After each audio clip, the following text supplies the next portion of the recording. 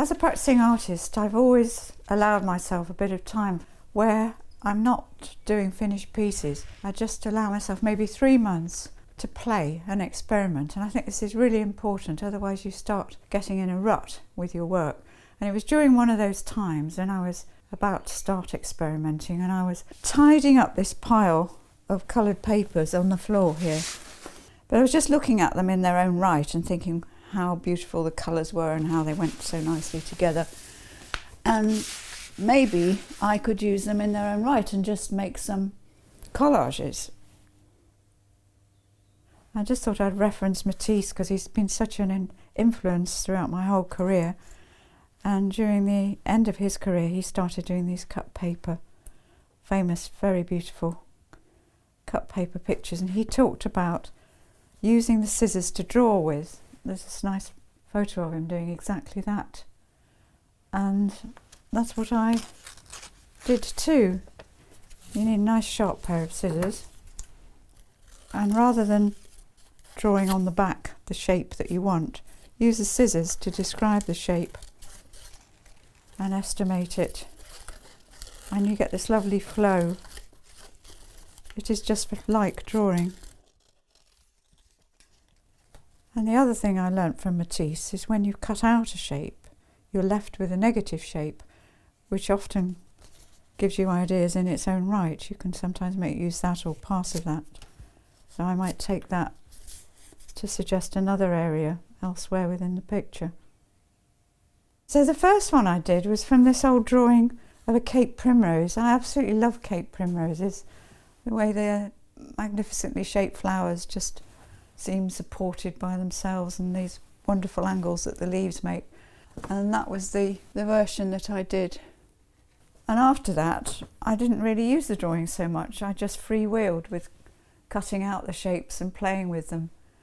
And there's a couple there where I've just been inventive with the textures of the paper and the simple shapes, placing one in front of the other and seeing what would happen. So after enjoying the still lives, I thought, well, maybe I could do the same thing with landscape. Maybe I could play around with some landscape ideas. And then I remembered that I had a vast source of sketchbooks going back 20, 30 years, many of Cornwall and also of all my trips abroad. So I thought, well, maybe I can use those as starting points. So this was the first one that I did, using the cut paper, the collage idea, from this drawing that, what was it, summer 2005 this was done. So a nice bit of recycling of an idea. And I've had the lovely painted paper I used to make a horizon on the pre-painted board. This is one of the many versions I've done looking down into the bay at St Ives. I love the rooftops and particularly the angular church tower coming up.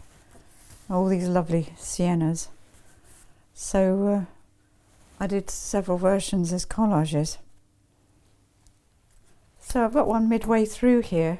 I start on a pre-prepared piece of mountboard. It's a nice thick museum quality mountboard, which I've put a layer of gesso on. And sometimes I put some additional paint on as well, but for this one it's just that coloured gesso as a ground. This is the drawing that I found.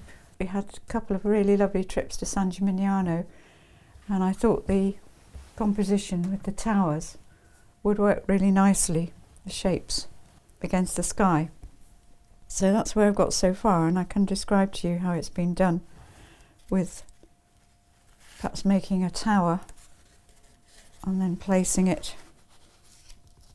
And then of course you've got the option to alter the angles, alter the relationship. And that it becomes a problem in the end. There are so many possibilities. You can push and pull, take away, add, put things behind one another. And the problem is making a final decision, where is everything going to go, and then deciding to stick it down.